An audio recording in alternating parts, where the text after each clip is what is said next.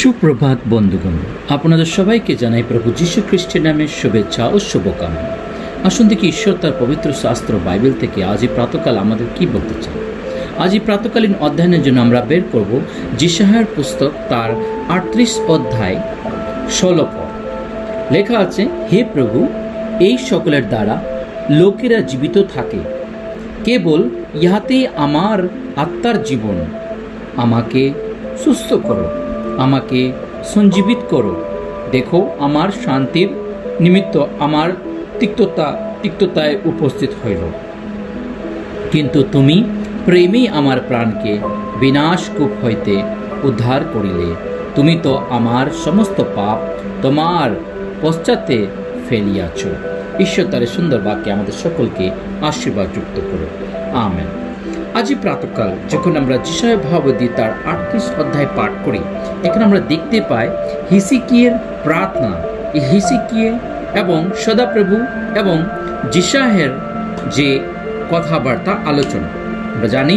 যখন এই বাক্য পাঠ করে আমরা দেখি হিজকিয়ের পীড়া, তার জীবনে এক সাংঘাতিক পীড়া তার জীবনে এসে পড়েছে, এবং সেই সময় যিশায়া ভাববাদী তাহার নিকটে আসিয়া তাহাকে বলছেন যে সদাপ্রভু তোমার কাছে তোমাকে বলেছে যে তোমার বাটির বাসস্থান করে রাখো, কেননা তোমার মৃত্যু হইবে, তুমি বাঁচবে না।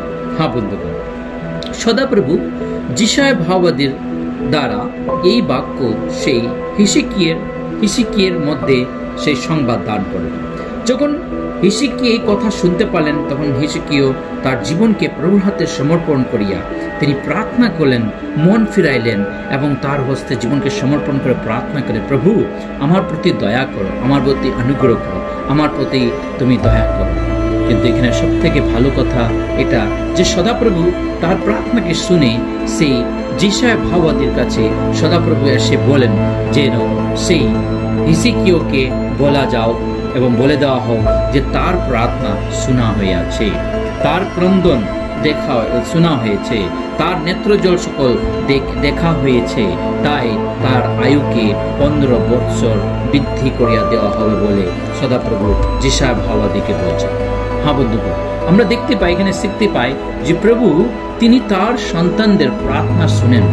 আপনার জীবনে যতই বড় পরিস্থিতি আসুক না কেন, যতই বিপদ আপদে পড়ে যান না কেন, কিন্তু শেষ মুহূর্তে যদি আপনি প্রভুর দিকে ফিরে আসেন, প্রভুকে যদি আপনার জীবনের উদ্ধারকর্তা রূপে গ্রহণ করেন এবং প্রার্থনা করেন, প্রভু আপনার প্রার্থনা শুনবেন। হ্যাঁ বন্ধুগণ, প্রভু আমার এবং আপনার প্রার্থনা শুনবেন। তাই আসুন আমরা আমাদের জীবনকে প্রভুর হাতে সমর্পণ করি। জানি না আপনি আপনার জীবন কিভাবে কাটাচ্ছেন, আমি আমার জীবন কিভাবে কাটাচ্ছি, কিন্তু সদাপ্রভু এ সমস্ত কিছু জানেন।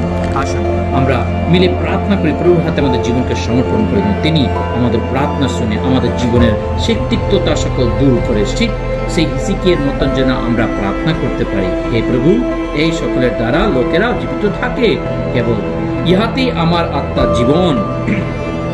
আমাকে সুস্থ করো, আমাকে সঞ্জীবিত করো। ঈশ্বর তা করবেন। আমরা যে ঈশ্বরের প্রার্থনা করি তিনি বিশ্বাসযোগ্য ঈশ্বর। আসো প্রার্থনা করি। পবিত্র বাহিনীর সদাপ্রভু, তোমায় মহান ধন্যবাদ করি আজকের সুন্দর প্রাতকালের জন্য। প্রাতকাল থেকে নিয়ে সারা দিন তোমাদের সঙ্গে সঙ্গে থেকো, সমস্ত অমঙ্গল দেওয়ার হাতে রক্ষা করো, পবিত্র আত্মা দ্বারা পরিচালনা করি।